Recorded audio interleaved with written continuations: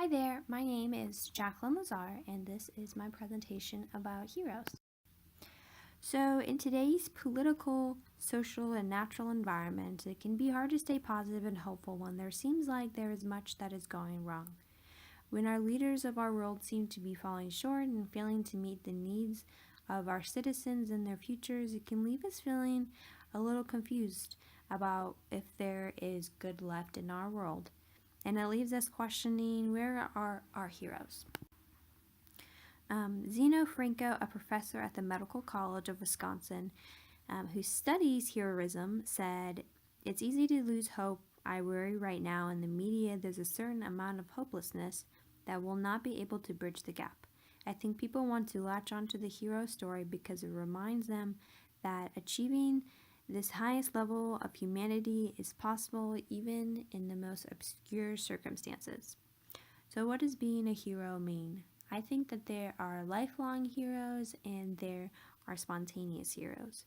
So, lifelong heroes are those that commit their whole life to a cause, like Gandhi or Mandela.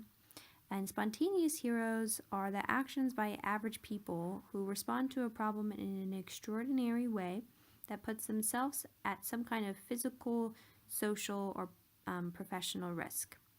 It's like the father who jumped on a suicide bomber in front of his young daughter to save hundreds, or the passengers of Flight 93 who downed the jet headed for the U.S. Capitol. They make us question what we would do in that split second that something happened, and they make us reevaluate what limits we can go to and what we can exceed. So my spontaneous hero is Kara and Nate. They are vloggers on YouTube who travel the world, and they're currently in their 91st country out of the total goal of wanting to visit 100 countries by 2020.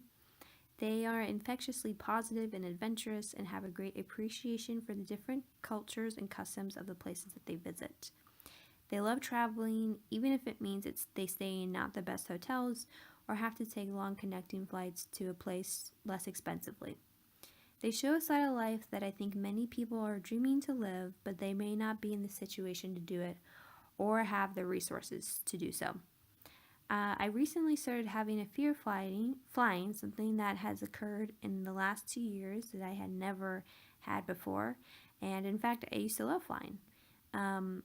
Kara and Nate remind me of the good of traveling, the food, the people, and the experiences. They remind me to stay positive and to enjoy life no matter what it throws at you. And they also remind me that just because you may be afraid of something, it doesn't mean that you shouldn't do it, even if you are afraid of it. And my lifelong hero is David Attenborough.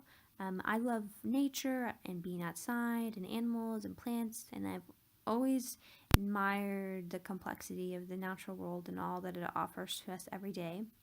And so I've had an immense interest in natural science and feel a need to protect it. And David Attenborough, which you may know him from his voice from the Netflix show Our Planet, Planet Earth, Blue Planet, or Dynasties, but he's committed his whole life to educating others about the beauties of Earth and its importance of protecting it. These are some of the things that he's done in his life. He has backed a BirdLife International project to stop the killing of albatross by longline fishing boats. He gave public support to WWF's campaign to have 220,000 square kilometers of rainforest designated as a protected area. He's the vice president of BTCV and the vice president of Fauna and Flora International, president of Butterfly Conservation, and president of Wildlife Trust. And he has done many, many other things in his life that further help the environment and educating others. And David is a symbol of perseverance in a time when it's most important for us to be involved in protecting the environment, and continues to shine light on its most important issues. He best sums up his views with this quote: "The future of life on Earth depends on our ability to take action.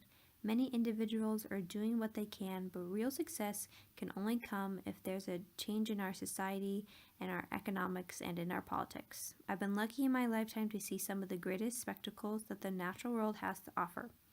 Surely we have a responsibility to leave future generations a planet that is healthy, habitable by all species.